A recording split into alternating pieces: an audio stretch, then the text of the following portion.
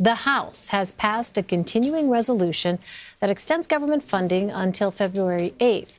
The proposal includes $5.7 billion in border wall funds and $7.8 billion in disaster relief funds. It now goes to the Senate, where it is expected to fail. Nancy Cordes joins us now from Capitol Hill. So, Nancy, what does this mean for a government shutdown? Well, it just makes a government shutdown much more likely because, as you point out, this measure is probably not going to pass in the U.S. Senate. You need 60 votes.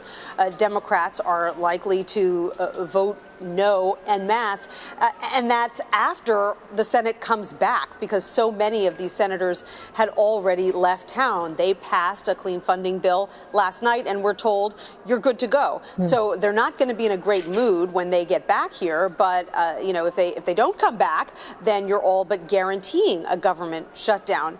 So the question is, once the Senate votes no, what happens then?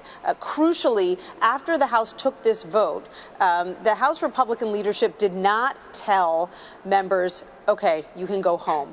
They told them to stick around. And what that means is that the House is not saying to the Senate, we're passing this, take it or leave it. They're sticking around to see what the Senate does. So that, does provide some hope, because at the end of the day, Elaine, neither side really wants to be blamed for a government shutdown.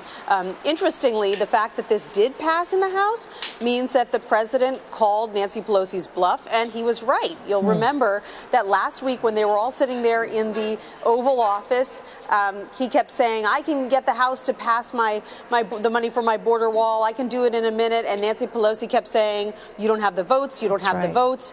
If you had them, you would do it. Just go ahead and do it. Prove it.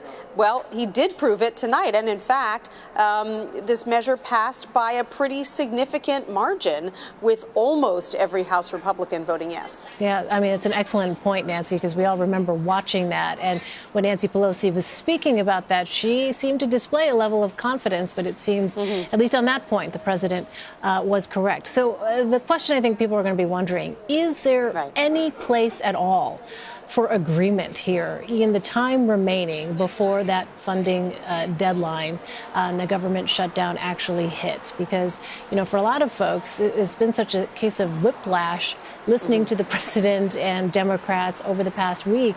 And you and I were talking about just 24 hours ago how things looked very different. Is there any room for compromise here, and what might that look like? Well, both sides are going to have some pretty difficult decisions to make. I mean, you'll remember that the Democrats said no just a couple of days ago to even $1 billion in wall funding. This bill that the Senate is going to have to vote on contains $5.7 billion in wall funding. So Democrats are going to reject that. But then the question is, are they going to loosen up on their insistence that they won't accept any wall funding of any amount? And if they do acquiesce and say okay to some other amount of wall funding, will the president then say that it's enough? I mean, at the point where you're getting to like $500 million in wall funding, I mean, that's a lot of money to you and I, but that's kind of chump change when you're talking about building a wall of steel slats, as the president likes to say these days, across the entire southern border. And this starts to sort of descend into the ridiculous in terms of a congressional debate.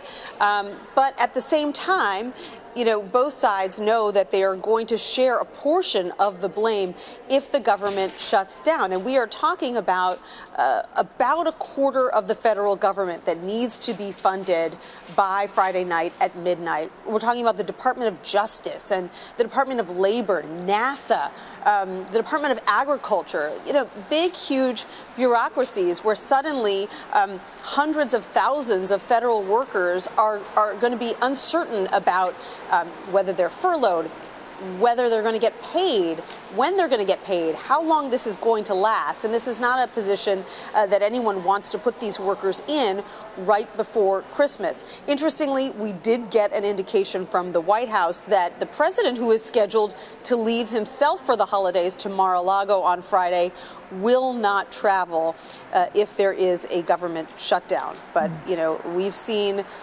government shutdowns that last 10 minutes.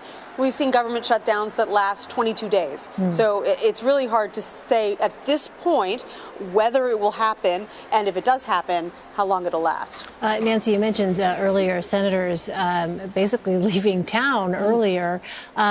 What does the split screen look like if we could peer into all of these various states? Is it a mad dash now, a race back to Washington for them? Right. Well, you know, people aren't going to feel all that sorry for senators who have to turn around and come back and do their jobs. You know, so no one is going to be pulling out the violins for them. But they did think that they had wrapped up their work for the year. They had gotten certain assurances from the White House, or you can believe that Mitch McConnell, the Republican leader, wouldn't have done this and told people to go home if he thought that the president was going to renege. So there is certainly going to be a great deal of frustration and anger among Senate Republicans that the president has done this. Essentially, that he has listened to the far right of his party and completely gone back on the indications that he had given that he would be willing to sign this short-term spending measure.